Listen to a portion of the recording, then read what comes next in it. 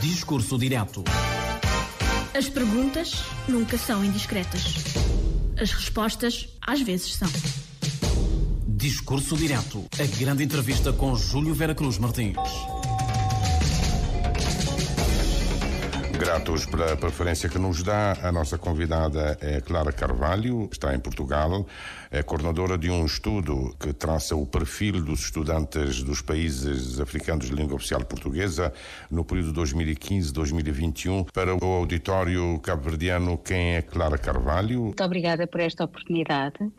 Eu trabalho, de facto, há muitos anos com questões africanas, há 30 anos, para ser mais precisa.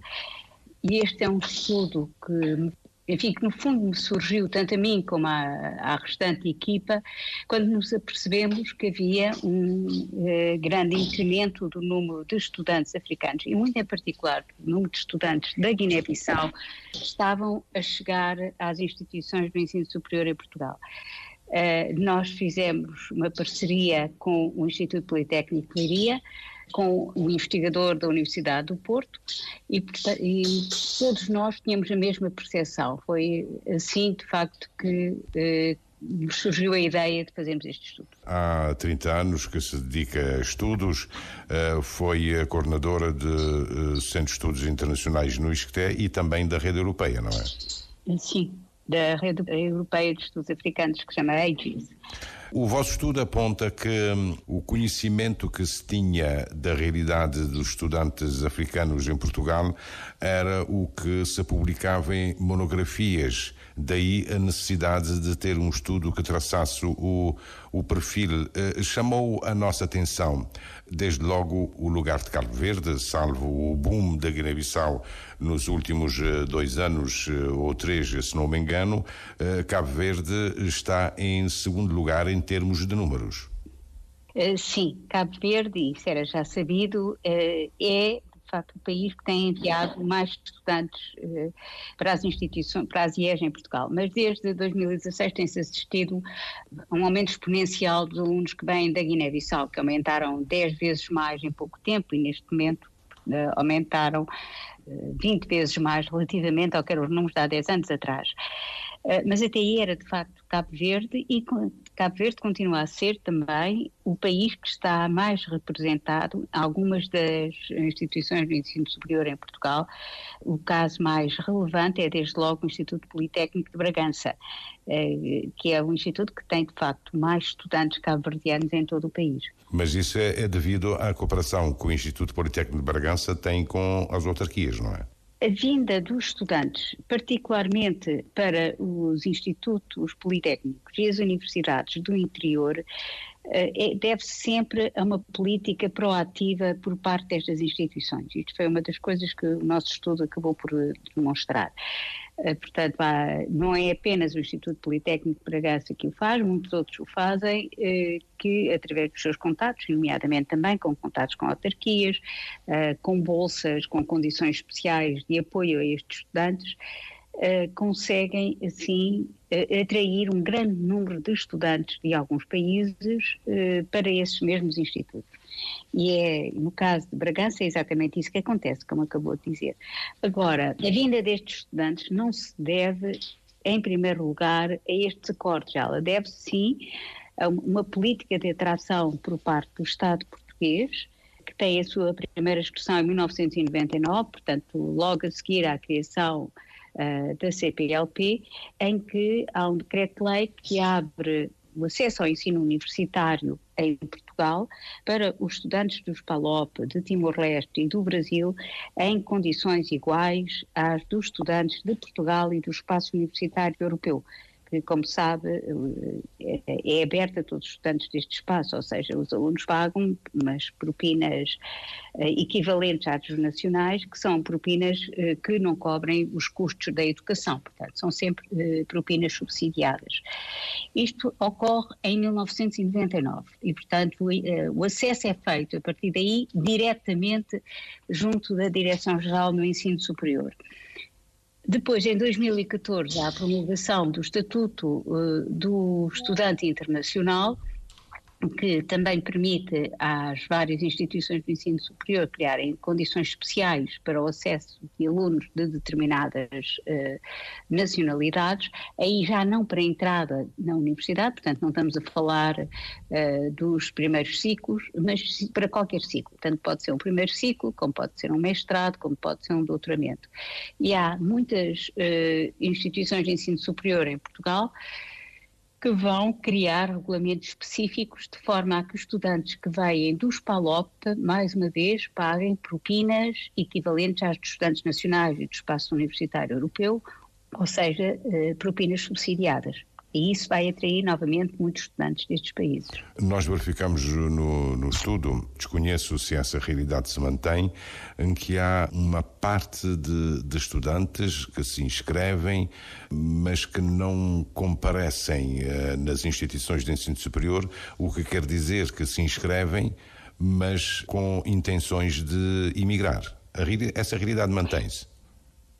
Essa realidade mantém-se, mas eu não diria que à partida a intenção é apenas de emigrar, porque pode não ser. Há vários problemas que aqui se levantam. O primeiro deles é que os serviços consulares têm muita dificuldade em responder à quantidade de pedidos que recebem. O caso da Guiné-Bissau foi um caso paradigmático, porque de facto houve um surto imenso de pedidos de visto como visto de estudantes. Os vistos de estudantes são vistos muito particulares, são vistos que têm um tipo de exigência diferente do que, por exemplo, são os vistos de trabalho. E este grande aumento não permitiu às estruturas consulares que dessem uma resposta em tempo eficaz. Isto acontece não só nos PALOP, como acontece, por exemplo, no Brasil, e também acontece com muitos outros países que têm, com os nacionais de muitos outros países que têm vindo para o ensino superior em Portugal e portanto, por exemplo, beneficiando do estatuto de estudante internacional e que têm, enfim, que recorrem a serviços consulares que, mais uma vez, não têm capacidade de responder a este fluxo. Mas, portanto, o primeiro problema está, de facto, em termos da obtenção de visto. E um estudante que não obtém visto, obviamente, é um estudante que não pode vir. A outra parte do problema, que é algo que nos foi evocado e que se vai percebendo, mas sobre a qual nós não temos números, até porque isso não era o objetivo deste trabalho, a outra parte do problema é exatamente essa que acabou de referir. Há, de facto, várias pessoas que vêm para se inserirem diretamente no mercado de trabalho e há, inclusive, angariadores de trabalho que fazem a inscrição e as candidaturas por estas pessoas. Fazem angariação para as instituições de ensino superior, mas com o objetivo de trabalho, é isso? Em termos do resultado final, é aquilo que está a dizer, mas eu diria que, de facto, são angariadores de trabalho que aproveitam este estatuto para trazerem estudantes, para trazerem os candidatos, digamos, e, portanto, para tratar das suas candidaturas ao ensino superior. Isso também acontece, mas este não era o objetivo deste estudo e nós não temos dados concretos sobre esse aspecto. A chegada tardia dos estudantes nas instituições em Portugal levanta alguns problemas, desde logo porque chegam tarde, e depois os estudantes têm de fazer um exame de acesso, porque no caso de Cabo Verde não há um exame nacional de aferimento de conhecimento. Seria bom que houvesse em Cabo Verde um exame nacional no fim do ensino secundário? Isto é uma situação bastante complicada de definir.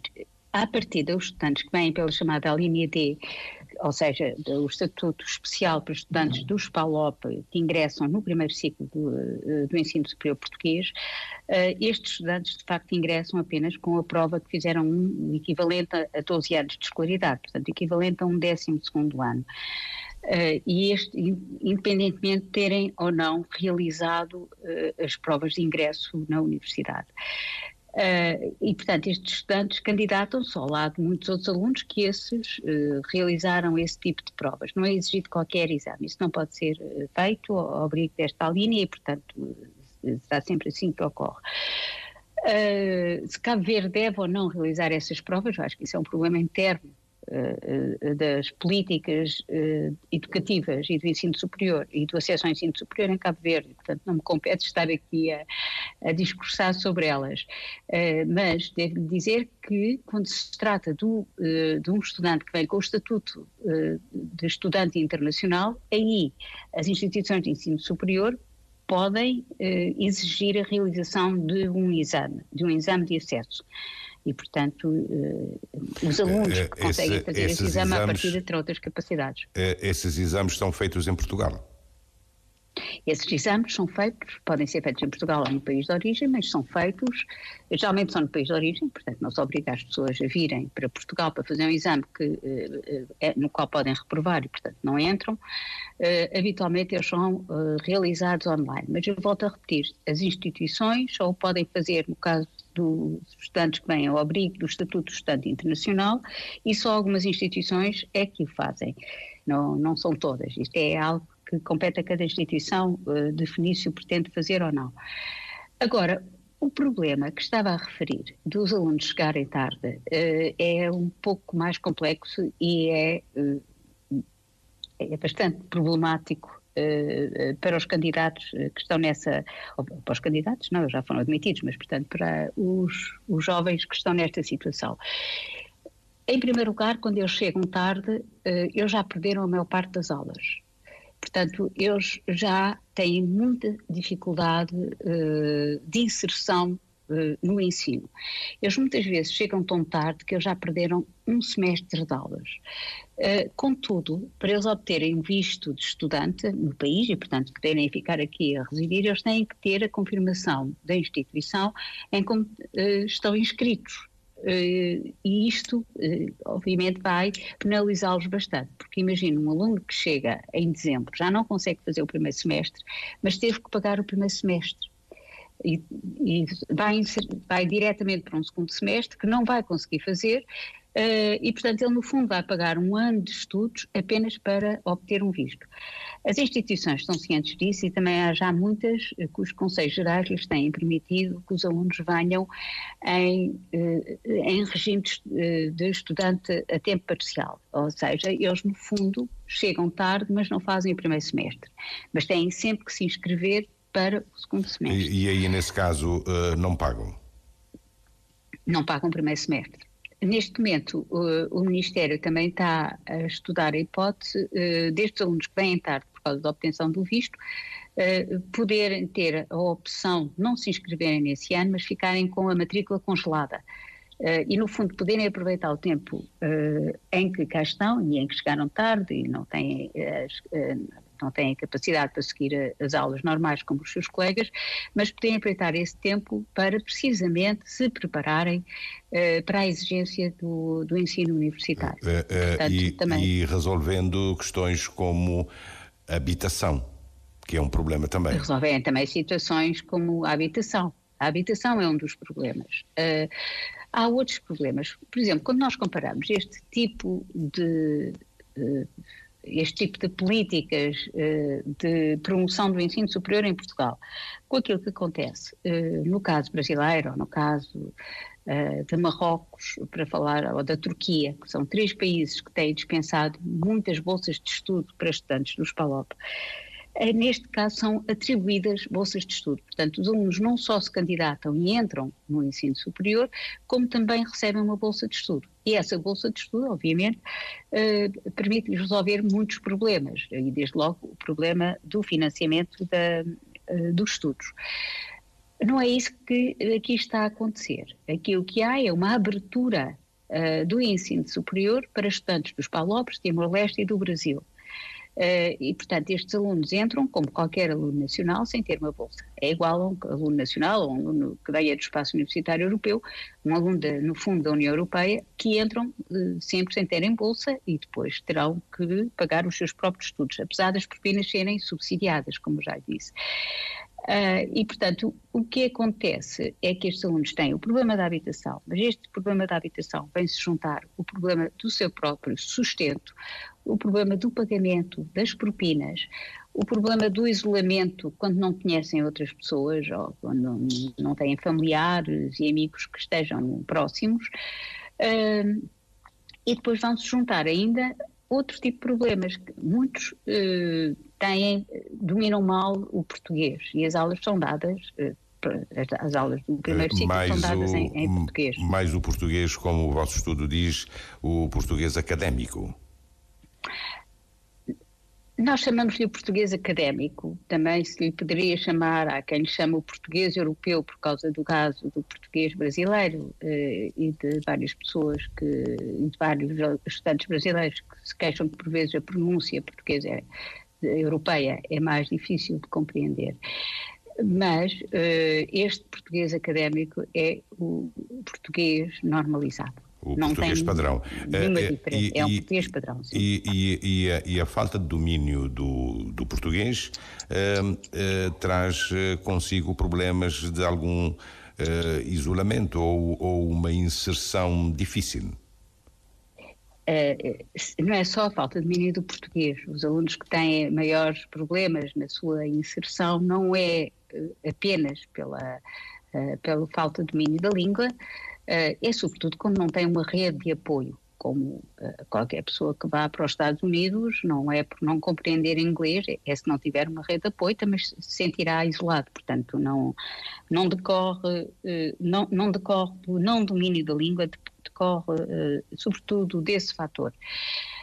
Só para lhe dar um exemplo, a maioria dos alunos que vêm da Guiné-Bissau, na prática fizeram toda a sua socialização e toda a sua educação formal em crioulo. E acabam por chegar ao fim de 12 anos de escolaridade falando uma mistura de crioulo e de português sem perceberem que estão a misturar duas línguas.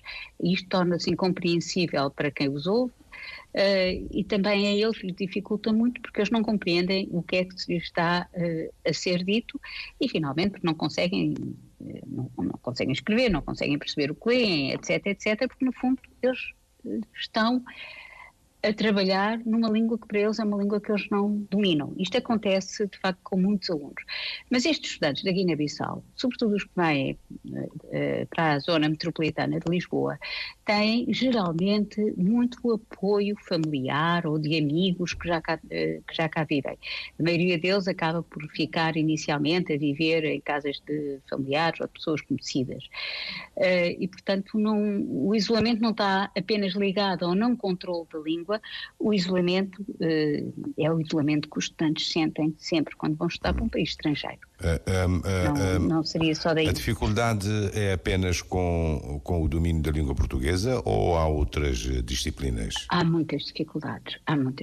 As principais dificuldades são a língua portuguesa, são o nível de exigência do ensino secundário que foi realizado nos respectivos países, que não é o mesmo do nível de exigência que é realizado em Portugal, são a falta de competências de informática, por exemplo, há muitos alunos que não sabem, cuja utilização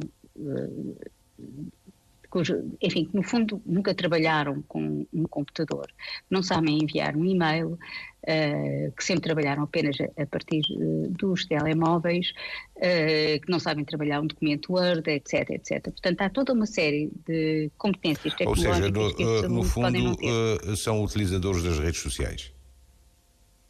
São utilizadores das redes sociais, diz muito bem. O seu acesso, e é algo que é sabido, o seu acesso a tudo aquilo que é o mundo digital é sempre realizado através dos telemóveis e acabam por ter muitas limitações. Por exemplo, não percebem que toda a comunicação que é realizada com a universidade é realizada através de um e-mail institucional porque nunca utilizaram um e-mail. Não vão aos sites da universidade, não vão aos sites aos servidores específicos de apoio aos alunos, etc. Portanto, esse é outro problema. E, obviamente, há depois também o problema da matemática, do conhecimento das ciências, do conhecimento da física e da química, que podem ser problemas graves. E, finalmente, nós temos muita bibliografia em inglês e a esmagadora maioria destes alunos não sabem inglês. O caso de Cabo Verde, o vosso estudo particularizou, analisou o caso de cada um dos países de língua oficial portuguesa? Sim, nós fizemos um estudo, portanto, nós no fundo fizemos aqui, ou eu estive envolvida, eu pessoalmente estive envolvida em 2 estudos, um que é este que está aqui a referir, que é o perfil dos estudantes dos PALOP nas instituições do ensino superior em Portugal, mas um outro trabalho, que é de um grupo de trabalho PALOP Timor-Leste, que foi criado pelo Ministério do Ensino Superior e da Ciência em Portugal, e que é um trabalho que, aliás, vai ser agora apresentado publicamente no Instituto Politécnico de Bragança no próximo dia 15, portanto, de hoje a uma semana.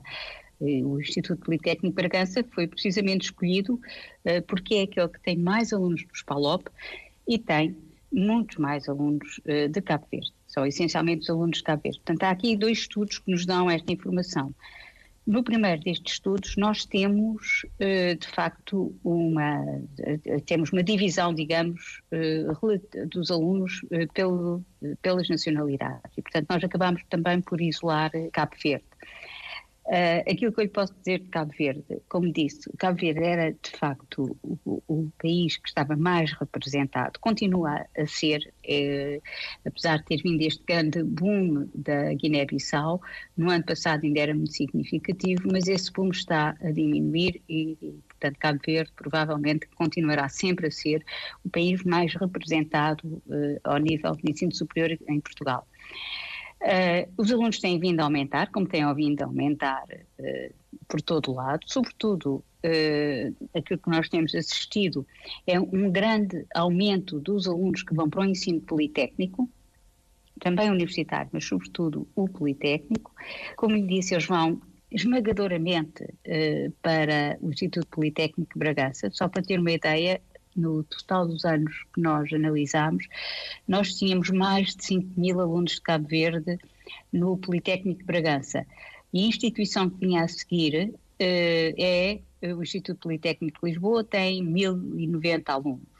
Depois continuam os institutos politécnicos, estes alunos vão muito para estes institutos politécnicos, em termos de universidades, nós temos a Universidade de Lisboa com 1.600 alunos, que está muito longe daquilo que são os 5.000 alunos do Politécnico de Bragança. Eu estava a referir-me mais às deficiências, nomeadamente em língua portuguesa, e as outras disciplinas a que fez referência, se os estudantes de Cabo Verde também têm esses problemas. Os estudantes de Cabo Verde não são estudantes complicados, é que eu lhe posso dizer. Bem, a primeira coisa que eu lhe devo dizer é que nós não fizemos essa diferenciação. Fizemos no segundo estudo que eu lhe estou a dizer, mas não tenho neste momento os dados relativamente às taxas de sucesso, e de facto as taxas de sucesso dos alunos cabo-verdianos são até bastante elevadas comparando com os restantes estudantes. Os países que têm mais dificuldades são a Guiné-Bissau e São Tomé e Príncipe. Os estudantes de Cabo Verde queixam-se muitas vezes da questão da língua, por causa da questão do crioulo, queixam-se também das dificuldades, como eu estava a dizer, de matemática e de português, mas eles não são os estudantes que têm maiores dificuldades.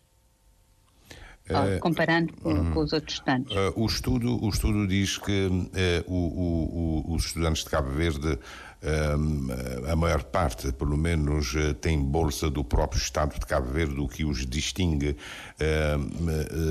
de outras nacionalidades. É relevante ter essa bolsa? É muito relevante ter acesso à bolsa. Aquilo que acontece é que este estatuto que eu lhe estava a referir, de 99, portanto o estatuto é um estatuto especial para os estudantes dos PALOP, é um estatuto para estudantes bolseiros. E aquilo que se pensou nessa altura, ou aquilo que está pressuposto, é que estes alunos seriam bolseiros, fosse do Estado português, mas as bolsas que são atribuídas pelo Estado português são as bolsas que nós chamamos as bolsas do Camões, são as bolsas da cooperação portuguesa, e o seu número é sempre importante, mas é pouco relevante no total, são as bolsas da Fundação Gulbenkian, que também são em número pequeno, e aliás a Fundação Gulbenkian já não dá bolsas ao nível de licenciatura, dá a níveis mais avançados e dá para áreas que considera prioritárias, nomeadamente na área das ciências e da tecnologia, ou então fossem bolseiros dos próprios países. Aqui nós temos essencialmente os estudantes de Cabo Verde e os estudantes de Angola que têm bolsas dos próprios países. No caso dos estudantes de Angola, muitas vezes eles vêm até com bolsas de empresas, o que é uma grande facilidade, empresas onde os próprios trabalhavam, onde os seus pais trabalhavam. No caso de Cabo Verde, é um acordo que é feito com o governo, e o governo de Cabo Verde, de facto, providencia várias bolsas para estes estudantes. Isso é uma grande ajuda. Primeiro há uma seleção inicial. São estudantes abastados? Não são. Eu não disse que eram estudantes abastados, são estudantes que vêm com uma bolsa. Uma dificuldade que é realçada no vosso estudo é que pelo menos uma parte dos estudantes tem que trabalhar para resolver problemas do seu sustento. Isso não dificulta a aprendizagem? Dificulta muito. A maioria destes estudantes, isto também se deve a uma alteração legislativa de 2018, em que os estudantes a partir daí podem vir já não como tal estatuto de bolseiros, mas desde que alguém se responsabilize por eles, mas essa responsabilidade é algo que se assina no momento em que as pessoas vêm, mas as pessoas não se vão responsabilizar depois pelo sustento de alguém que fica cá durante vários anos. E, portanto, estes estudantes, muitos deles vêm para trabalhar e têm que trabalhar para se sustentar. Sobretudo, mais uma vez, os estudantes da Guiné-Bissau e os estudantes de São Tomé e Príncipe. São todos eles, na prática, estudantes que vêm para trabalhar. Aqui encontramos muitos poucos casos em que os estudantes não trabalham. É uma situação muito, muito diferente. Há, obviamente, estudantes que vêm com famílias que os suportam e que os apoiam, mas são uma minoria.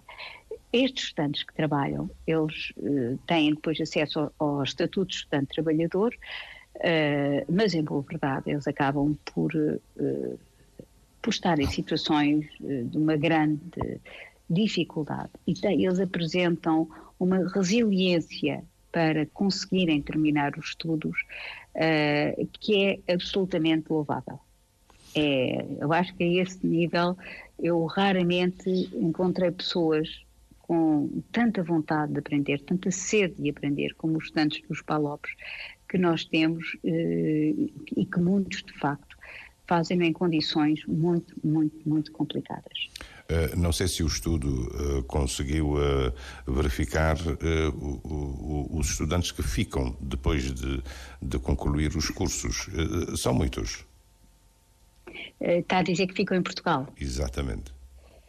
Nós não fizemos isso assim, digamos, com uma verificação sistemática, mas perguntámos, também uma parte do estudo foram entrevistas semi-abertas que realizámos aos representantes das associações de estudantes, e aí disseram-nos todos que pretendiam continuar no país. Neste caso disseram-nos todos isso.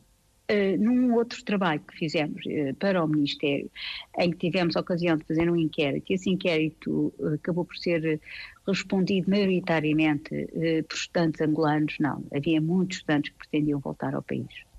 Portanto, a minha resposta é nem sim nem não. Nem sim nem não. Todos os estudantes em geral dizem que gostariam de voltar e gostariam de fazer qualquer coisa pelo seu país, mas não tão cedo. Sobretudo quando vêm de situações em que sabem que não têm emprego a seguir. Algumas universidades e institutos, creio, têm optado por uma espécie de ano propedêutico, um ano zero. Sim. E isso parece-me a mim que é também o caminho a seguir. Mais uma vez, isto só é possível para os estudantes que vêm com o estatuto de estudante internacional. Não é possível para os da linha D porque eles têm o direito de se candidatarem. Portanto, os únicos que que podem fazer são as universidades privadas, que é o caso de duas universidades que têm muitos estudantes dos PALOP, é o caso da Lusófona, da Universidade Lusófona de Ciências e Tecnologia, e da Universidade Autónoma de Lisboa. São ambas privadas e têm muitos estudantes dos PALOP.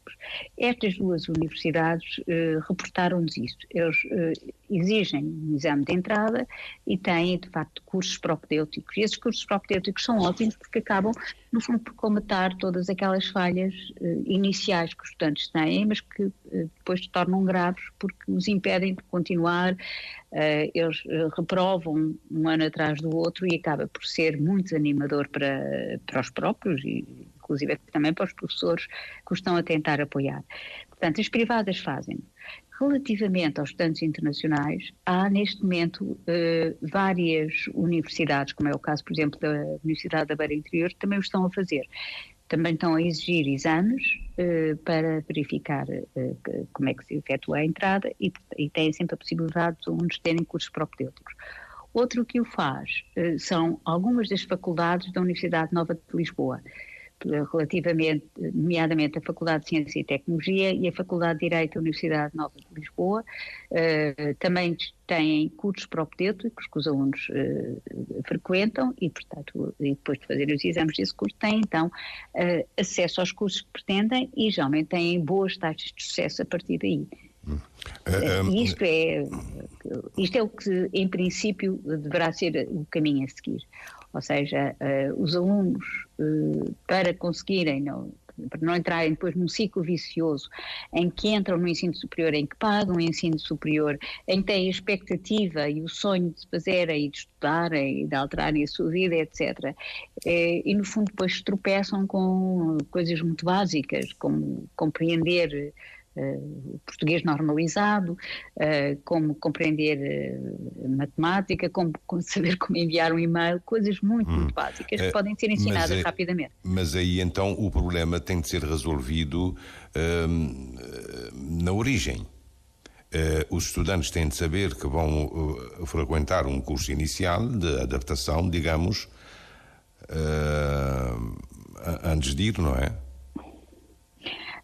Quando isso for institucionalizado, os estudantes terão que saber isso, mas é preciso que seja institucionalizado. Portanto, o que eu estou a dizer é que há algumas instituições que já o fazem, mas nem todas o fazem. E até ao momento não foi ainda possível fazer isso relativamente aos estudantes que se candidatam, como qualquer estudante, qualquer outro estudante, que se candidatam diretamente à Direção-Geral do Ensino Superior, através, como eu estava a dizer, do Estatuto Especial para estudantes dos PALOP. Esses estudantes são, na prática, não identificáveis, digamos, dentro do sistema. E eles entram, porque têm uma cota de entrada, e a partir do momento em que eles entram, eles têm essa expectativa e ninguém lhes pode exigir um exame que eles nunca realizaram. Ao contrário, por exemplo, os alunos portugueses tiveram que realizar esses exames. Aqui em Cabo Verde também as instituições de ensino superior queixam-se da qualidade do ensino secundário. A história vem um pouco de trás. Uma vez o ensino secundário ia até o 11º e depois havia o ano zero, digamos, de preparação para as universidades, mesmo para Portugal, mas depois o ano zero transforma-se em 12º ano. Pela experiência que tem, o que é que aconselharia se estivesse em funções de mandar? Ou seja, está-me a perguntar se eu aconselhava um ano zero ou um 12º? Não, aí nesse caso uma espécie de 13º, não é? Sim, mesmo, eu aconselhava o 13º. Mesmo para as universidades no país que se queixam da fraca preparação Sim, eu aconselhava um ano zero nas próprias universidades para prepararem os estudantes. Nós temos no ISCTE uma experiência que é bastante interessante, que é o Laboratório de Competências Transversais, onde os alunos têm acesso a uma série de cursos de preparação para diversas competências. Olha, só para ter ideia, há um curso que eles lançam habitualmente em outubro, novembro, uma coisa que é um curso bastante curto, que é um curso para apresentação e defesa das dissertações, porque nós sabemos que os alunos entregam as dissertações em outubro e eles têm que saber estar ali a falar, a defender o seu trabalho durante meia hora e, portanto, isto implica determinadas competências de saber discursar em público, saber preparar um PowerPoint, etc. Até isso este laboratório oferece, mas oferece essencialmente o português académico, as competências com as TIC, com as tecnologias da informação e da comunicação, as competências em matemática, as competências linguísticas, saber realizar um trabalho académico, etc. Portanto, é este tipo de preparação.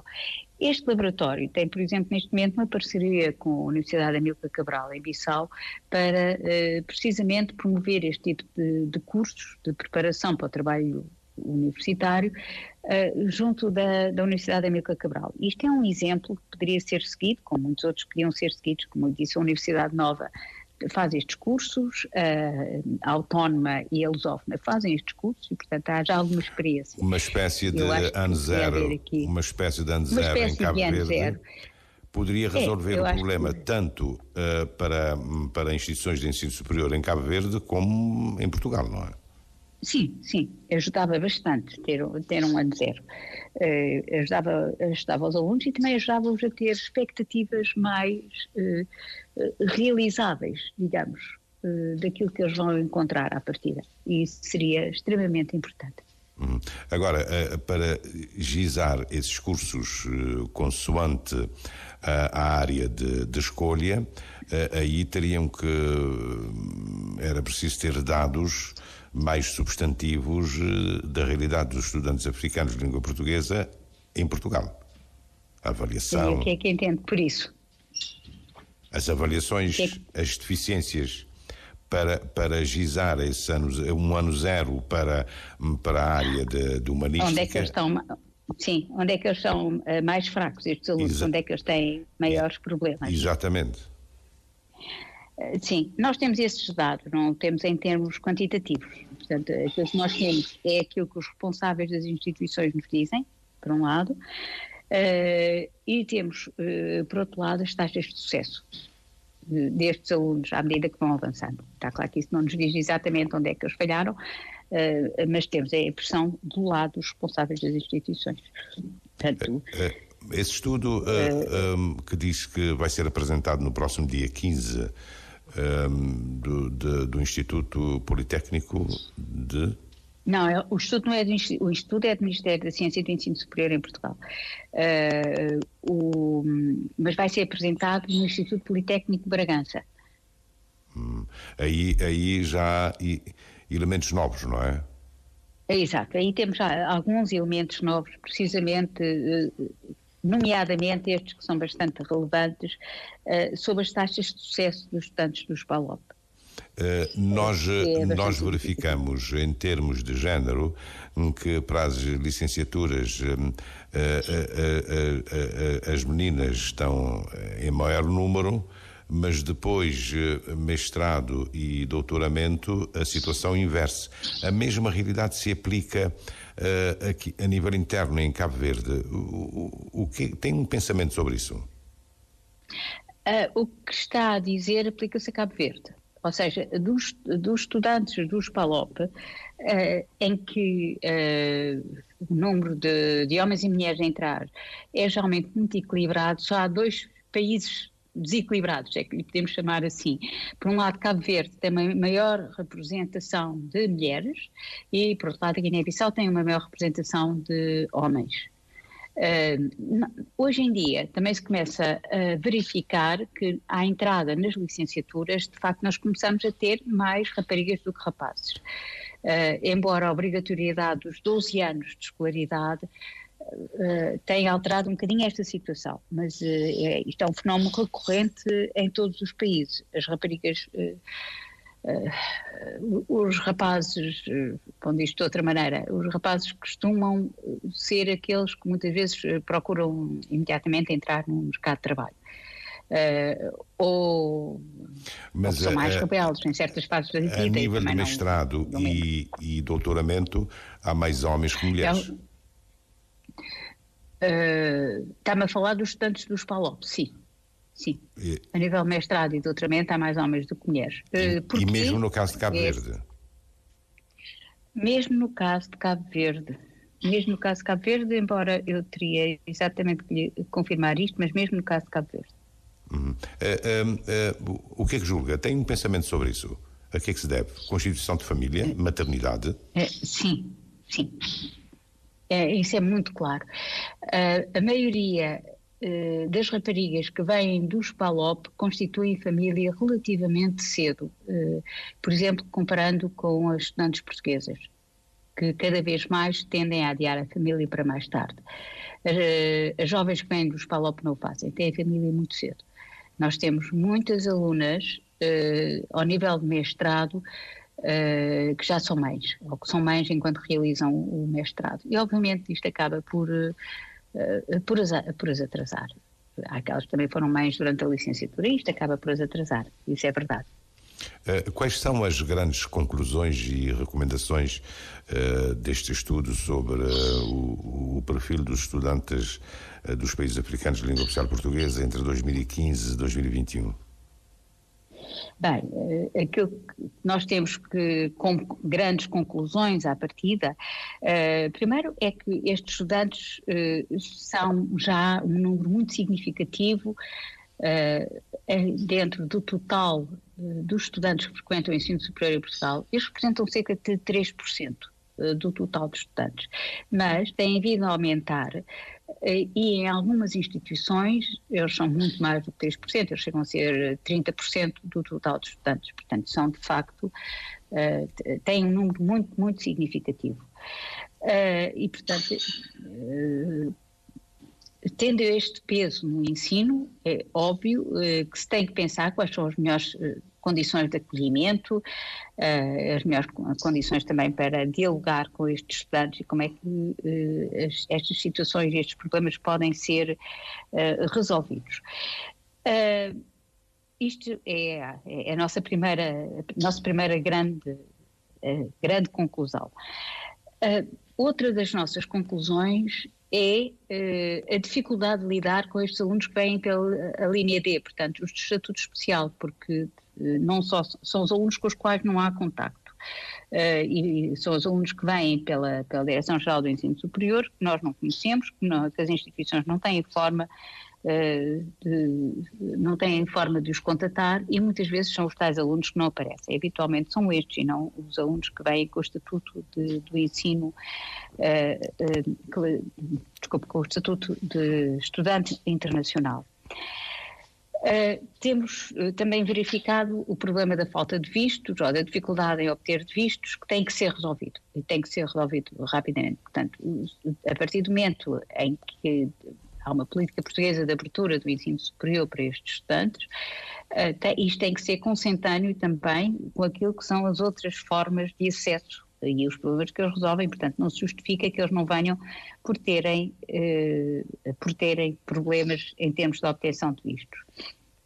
Há depois também todo o problema que eles encontram em Portugal, não só por causa, quando já têm o visto, mas, por exemplo, terem vistos de residência, para tratarem da sua inserção dentro da Segurança Social em Portugal, etc, etc. Portanto, tudo isto são elementos que podem ser melhorados. Por exemplo, nós temos verificado que algumas das universidades têm, inclusive, um centro dos chamados CLAIN, que são os centros de acesso à informação por parte do antigo Alto Comissariado para as Migrações, e que têm ajudado bastante a inserir este tipo de estudantes. Agora, outras questões que se têm levantado aqui é, em primeiro lugar, acho que também já temos atualmente outros mecanismos para promover esta articulação com as universidades dos países parceiros, neste caso com as universidades dos PALOP.